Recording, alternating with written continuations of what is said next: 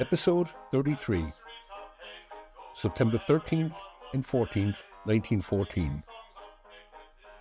Death Called My Comrades. Holocaust in a Wood on the Aisne, by Corporal John Lucy. Read by Jerry White. When the British reached the Aisne, they crossed the river at several points, and fierce battles ensued. Corporal, now Captain Lucy, endured the hardships of the retreat and was amongst the first to come into action on the Aisne. With a magnificent command of detail, he relates, incident by incident, his experiences of a day of bloody fighting, and records with simple dignity the loss of his brother of the same Irish battalion. Our advance continued steadily as the Germans were driven back from the Marne.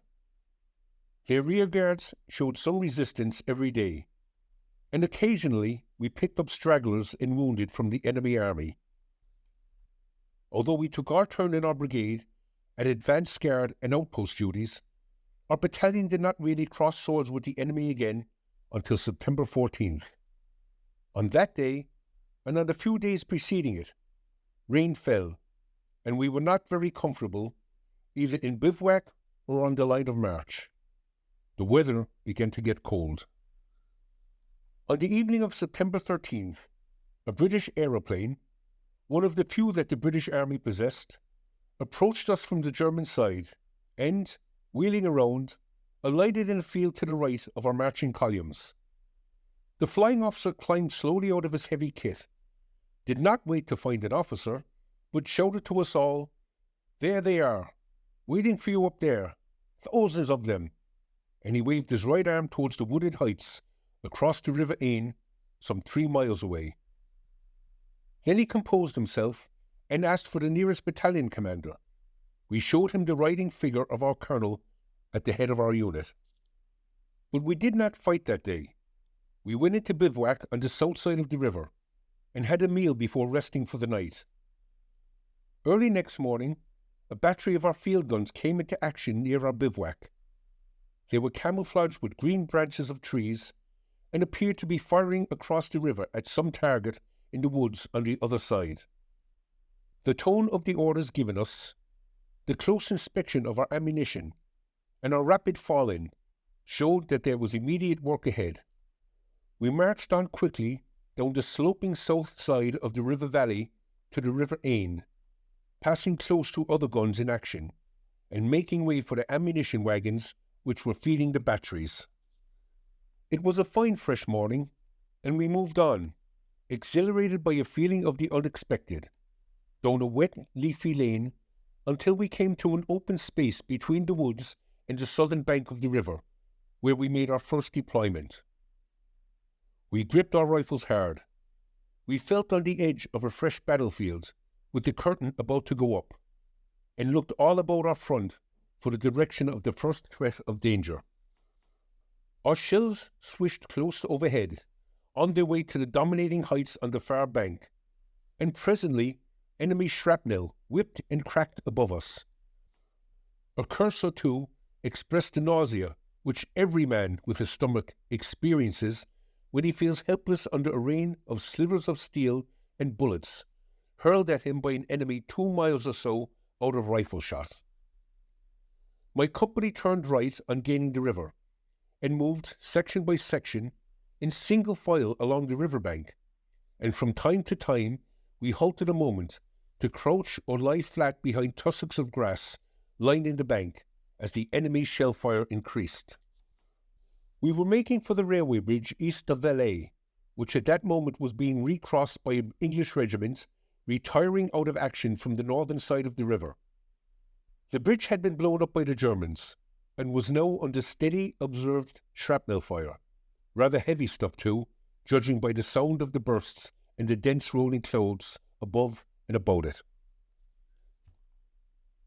As we approached the bridge, we saw that it was completely wrecked, a tangled mass of ironwork, most of which was submerged with a dead horse held against it by the current, and only a line of single planks which sagged in the middle as a means of getting over. This line of single planks was hastily and precariously rigged against what was left of the iron supports of the railway bridge. A nasty proposition. We did not wait to contemplate it. A fresh English regiment crossed over as we drew nearer, and we blundered across it, section by section, close under the bursting shells. No casualties occurred near me, but shouts of alarm from behind showed that the following company had caught it.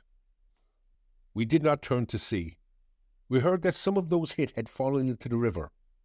Our commanding officer, with his usual bravery, stood upon a height on the south bank, just close to the bridge, during the whole time taken by his battalion to cross.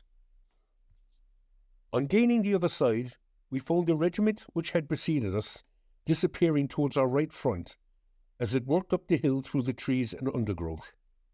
We deployed rapidly into attack formations. A shrapnel bullet penetrated my haversack and tore into the middle of a folded towel inside it.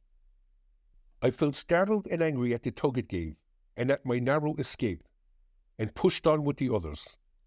The Germans had seen us cross over and were now firing salvos at us. Our company commander was hit in the arm. 2 or 3 other officers of the following companies were also hit, and a good many men were knocked out, but we did not miss them in the excitement. We went on steadily uphill, seeing nothing of the enemy. We had hardly cleared the shelled area near the bridge when bullets began whistling about us. We must have been within a couple of 100 yards of enemy riflemen, but though we looked hard through the undergrowth, we could not see them. We cursed them, and relying on the luck of soldiers, we bowed our heads a little, shut our jaws, and went stubbornly on. Quicker we went, onto our toes and crouching lower. In for a penny, in for a pound. Quicker and quicker to get it over. The rifles cracked sharply now, and the whistle and whine of bullets passing wide changed to the startling bangs of bullets just missing one. The near rattle of machine guns sent our hearts thumping until we sounded them on the front of the English on our right. They were getting it hotter. The rifle fire in front ceased gradually, and we pushed on harder still. Our own shells were now bursting a short distance ahead, just beyond a crest line clearly visible to us. This line marked the near edge of a large plateau, and as we made it in a last rush, we found this plateau edge forming a small, continuous cliff of chalk, varying from 2 to 4 feet high, giving good protection from bullets and fair cover from shell fire. Automatically, we halted here, and our officers ordered us to improve the position by digging. We missed some of our number when we had a look around after taking a breather. They had fallen quietly in battle, almost unnoticed. For in the attack, the dead and wounded are soon out of sight behind. On the whole, the enemy riflemen had been rotten shots. Our company had been forward in the attack which gained the plateau, and was now called into reserve. Another company took our place in the front, and we went underground into conveniently situated large caves, a little distance in rear of the line. A medical officer had opened up his dressing station at the mouth of one cave, and was already busy attending to the wounded and the dead. He went along the line of those who had been hit, and his preliminary test for life in each line figure seemed to be a pinch under the jaw. Those he found to be dead, he ordered to be taken out into the open, and waved the most dangerously wounded towards his assistants for immediate attention. He wasted no words. We had hardly entered the caves when the Germans counterattacked, and we were at once ordered to stand up and fall in ready to go to help our people outside. The sound of the battle heard from the caves was awe-inspiring. Clouds of smoke from bursting shells obscured the already dim light which filtered through the cave mouth. Heavy shells crumpled into the earth roof of our shelter and shook us. Projectiles whined and crashed at varying distances, and machine guns rat-tat-tatted. The indistinct figures of stretcher-bearers collecting dead and wounded moved unceasingly in the cloudy light of the cave mouth. We felt trapped, and wished ourselves outside fighting instead of standing restless in the semi-darkness. The appalling noise of the conflict outside made us all very anxious as to the progress of the enemy counterattack. We got nervy and fidgeted and avoided each other's eyes. One interested soldier at the cave mouth morbidly occupied himself by passing in the names of the latest dead and wounded. I did not want to hear them, and though I listened with strained ears, my mind could not cope with the situation. Each fresh name bludgeoned my brain. I had hardly envisaged one strong man, lifeless and gone, when another name followed. The casualties appeared to be very numerous. A great sense of misery and loss began to possess me as the litany of familiar names continued, and I moved over to my brother's platoon to be near him. He appeared to be absolutely calm, and his bearing had the effect of putting me at ease, so I went back to my own section very soon. The German attack ceased. It had been beaten back with heavy loss, and all became quiet again. On examination, we found that the casualties were not at all as bad as we had thought. We were now to learn a bitter lesson. We were ordered to fall in outside the caves, and out we went, shying a bit at the sight of blood-dripping stretchers propped against the wall of the cave mouth. Outside, we saw some of our dead lying in grotesque positions. A few of those had previously cut their long trousers into shorts during the hot August weather, and now they looked like slain schoolboys. This impression was enhanced by the peaceful and youthful looks on their dead faces. A hollow in the ground about 10 yards from the caves was filled with bandaged wounded, with whom we conversed. They did not seem very distressed. One or two groaned in low voices, others had dilated pupils, and looked surprised in a rather silly fashion, wondering about their wounds, I suppose, while a few unimpressed ones smoked philosophically. I was looking keenly at this picture of our wounded, and thinking how good and brave they were, and also envying those with slight wounds who would go back to England, or with luck, to Ireland, when the scene suddenly changed. A rising, tearing noise like that of an approaching train heralded the arrival of a heavy shell. Nearer and nearer it came, and we all crouched down where we were. The wounded squirmed lower in their hollow. We closed our teeth to the shattering burst, which seemed right on top of us, and then, after a pause and a deep breath, I slowly raised my head to see that the shell had exploded precisely over the hollow and killed every one of the wounded. "Lead on, A Company," and we moved forward to the front line in answer to the order, glad to get off at once from the immediate scene of that awful tragedy. We halted on familiar ground under cover of the little cliff of chalk which we had manned yesterday. An occasional shell burst behind us in the woods, and some very large ones was sighing over our heads, high up on the way to Valais, a mile below us on the riverbank. Just as we came to the little cliff, the officer commanding a company on our right came striding towards us, a tall, gaunt captain with the light of battle in his eyes. A very religious man he was too, always talking about duty, and a great Bible reader. Tall, sinewy, with a pale face and pale blue eyes, colourless hair, and a large, untidy, colourless moustache. He came at us looking for blood. He reminded me of a grisly Don Quixote. "They have all gone," he cried jubilantly, and with certainty, in a cracked voice, "all the Germans have gone away, except about one platoon, which I have located in that wood to our left front. I intend to capture that enemy platoon with my company, but I want volunteers from A Company to move across the open to support me while I work forward through the wood, which enters the left of my company line. Now, who will volunteer?"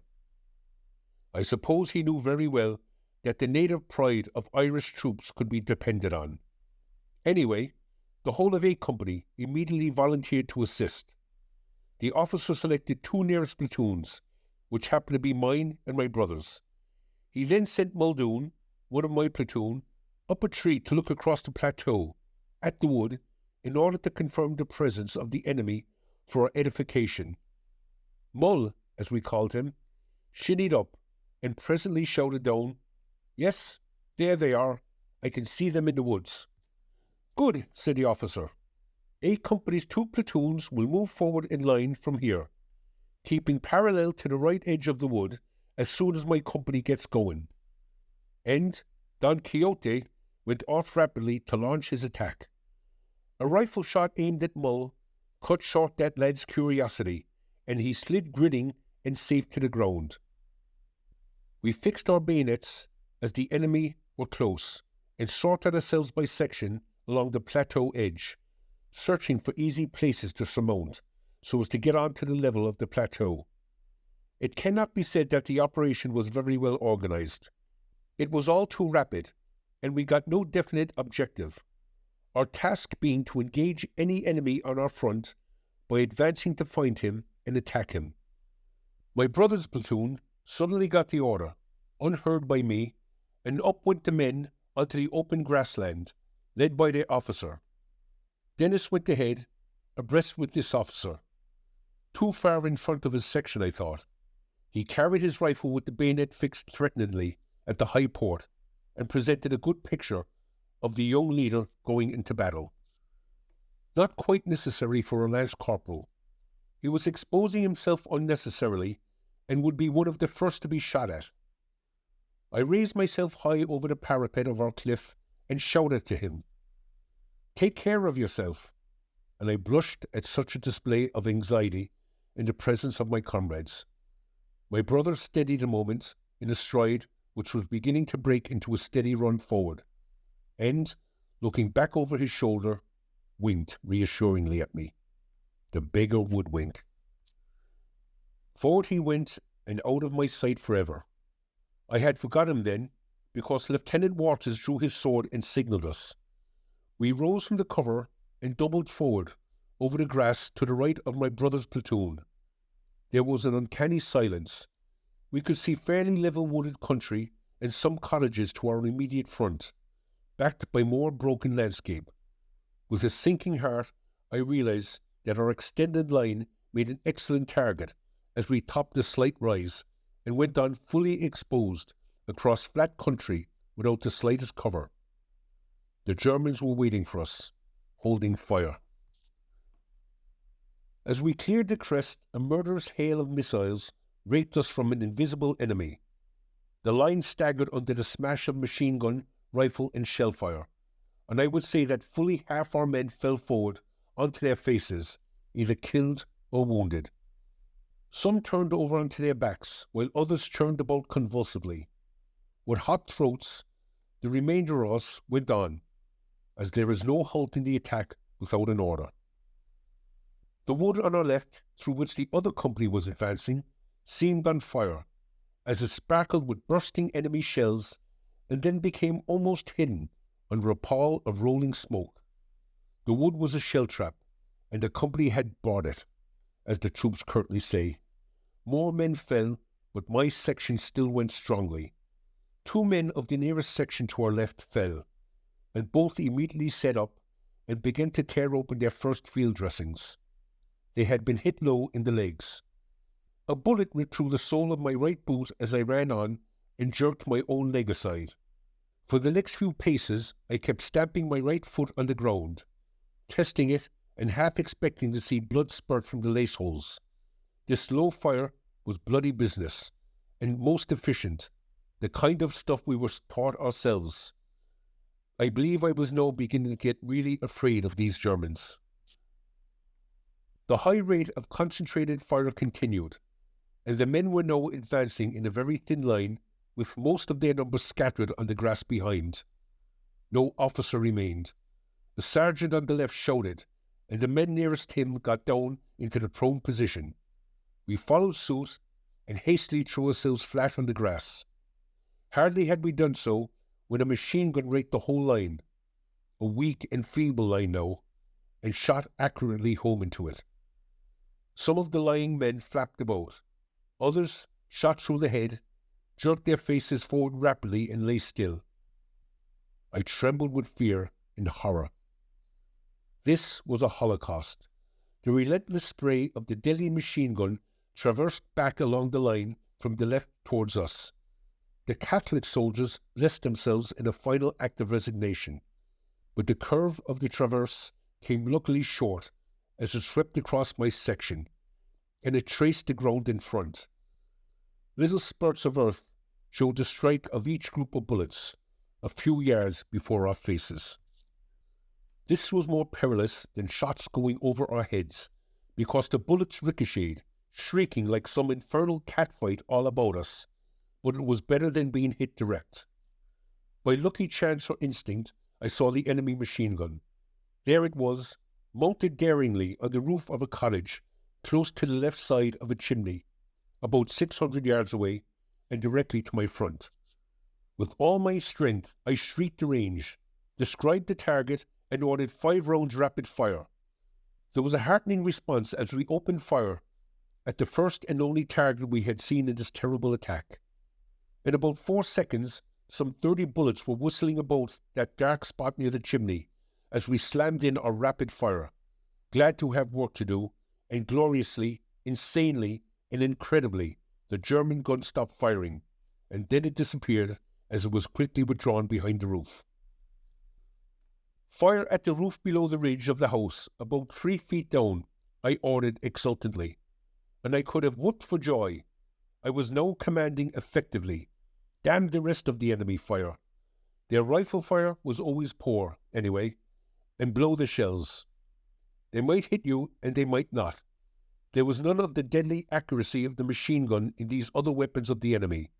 I breathed a long breath of relief and looked about. I looked right and left at my section to see that they were all firing. Bugler Timble had been wounded in the right arm, and having discarded his equipment, was moving away back. The others on the left were firing well and steadily. On my right, the nearest figure lay still with his face in the grass. I roared, "Are you hit?" And he raised his head to show a grinning face. I got angry and shouted at the scrim shaker, "Why the hell don't you fire?" And the man began to laugh. I did not know him well. He had only arrived with the first reinforcement only about 10 days before. He laughed and dug his face back in the grass. It was no grim joke, as I then suspected. The man was hysterical with fear. I did not know hysteria and could not understand him. Some wounded had bandaged themselves and had continued the fight. The sight of them made me madder, and I edged towards the laugher, swearing at him, and I struck him twice in the ribs with my rifle butt. That steadied him, though his grin turned to a look of terror. I threatened him with a court-martial, and told him to pull his socks up. This sounded damn silly in the circumstances, even to myself, so I crept back to my central position to supervise the actions of more useful men. Muldoon rose some yards to my left, with his face covered in blood, which poured down into his jacket and equipment. He had been shot through the top of the head. He came to me and asked for the platoon sergeant. I said, "What for? Go back." And he said, "No, got to report first." And report he did, going down that awful line under heavy fire, spurred by a most soldierly but ridiculous conscience to ask permission to fall out. He got back safe with a peculiar wound, not at all fatal, for the bullet had hit him near the top of his head and passed under his scalp and out the back, without injuring his skull. We were still in great jeopardy, losing men every moment. 9 officers of the 2 companies, all we had, were knocked out. They fell forward in the advance, waving their naked swords. The Germans, aided by the flashes of these out-of-date weapons, had concentrated their fire with success on our leaders. 2 officers had been killed and 7 wounded. From this date, swords went out of fashion. Our attack had been a fiasco. Without officers, and sorely stricken, we still held on, until the sergeant waved us back, so we rose and returned to where we had started, exhausted and disappointed. Some of the men had walked back to Valais. The Germans followed up our short retreat with shells and worried us with more casualties among the few survivors. This was very harassing, almost the last straw. Our casualties had already mounted to 150, more than half the strength of the 2 unfortunate companies. A sliver of shell hit the hysterical laugher of the front line, and sent him all giddery. It struck him in the foot, and completely out of control, he rushed limping for sympathy to me, shouting, "Oh, Corporal, what shall I do?" Someone seized him, disarmed him, took off his boots, and led him away, still groaning, "Oh, Corporal, Corporal, Corporal." My vials of sympathy were emptied, and I was glad to see the last of him. A young Cork man named Lane came smiling towards me with his arm in a sling. He was of my brother's platoon. I asked him about Dennis, and he gave me the glad news that he too was slightly wounded in the arm and had gone down to the village of Valais with some other wounded. I was pleased and relieved. The next few minutes reminded me of Butler's picture of the Crimean roll call, when the senior NCOs listed our casualties from information given by the survivors. "All right, Corrigan?" "Dead, Sergeant. I saw him too." "Right, killed in action. Anyone seen 23 Murphy?" No answer. "Right, missing. What about McRory? Anyone see McRory coming back after he was hit?" No answer. "Right, wounded and missing." And the sergeant's stubby pencil scribbled on. The depleted company moved back to short distance to reserve and grouped in little parties to discuss their experiences. I left them to seek the orderly room clerk, who verified that my brother's name had been submitted in the list of wounded of his platoon. The clerk would not tell me the total casualties. He had been forbidden to speak about them. Actually, my brother was lying dead out in front, about 300 yards away all this time, and I did not get to know this for days. Only one man of his section had come back alive. That I did not know either. After some days, this survivor told me that my brother was killed with the rest of the section by shell fire. He also confirmed that he had been wounded first. Volunteers from other companies were called for, and these went out when darkness fell to bring in the wounded. They weren't and suffered casualties themselves. The company on the left had got a bad hammering. Their wood was now a shambles of wrecked trees and human bodies. Men had fallen in heaps under the intense shell concentration, yet the stout fellows had pushed on and actually entered and captured a German trench and brought back several enemy prisoners, among whom were some gunner observers. These gunners had a knob instead of a spike on the top of their helmets. The strange enemy field grey uniforms made some of us feel bitter, but as we continued to look at them, cold reason told us that they were only troops like ourselves, and not so straight-backed either. They looked pale and scared. The warlike commander of the left company, bleeding from several wounds in various parts of his body, and looking more fanatical than ever, would not have any of his hurts dressed until he had interrogated his prisoners. He questioned them in German, and was removed from them with difficulty, and made to lie on a stretcher. Some of our wounded lying out did not wait for rescue. They crawled and hobbled in of their own accord. One man presented a wild appearance, coming in half naked. He had been peppered with shrapnel and had stripped himself under fire out there to look at his wounds. A man is always urgently curious about his wounds. Blotches of blood showed up startlingly on the white body of this half-naked fellow, who was a man who had knocked me out with bare fists in what already seemed the far-off days of peace. A ghastly sight, and he was simply full of abuse. He cursed us for not trying harder, and told us we had disgraced ourselves. A hardy fighter indeed, but we had had our bellyful, and were in no mood to listen to his recriminations. He was solely cursed at in turn, and left us with a bitter twist on his thin lips, still reviling us with the vituperation of Belfast's back streets, while his red hands wandered unconsciously from wound to wound. He repelled us, and as he looked strong on his legs, we left him to his own devices. An inquisitive corporal from one of the companies that had remained behind approached one Cordwain, asking him what the attack was like, and the strength of the opposition we met with. "Hell's bells," said tall Cordwain, as he remembered the intensity and variety of fire we had endured. We met the whole of von Kluck's Losey army and the bloody German navy as well. And he spat reflectively over the hot muzzle of his rifle.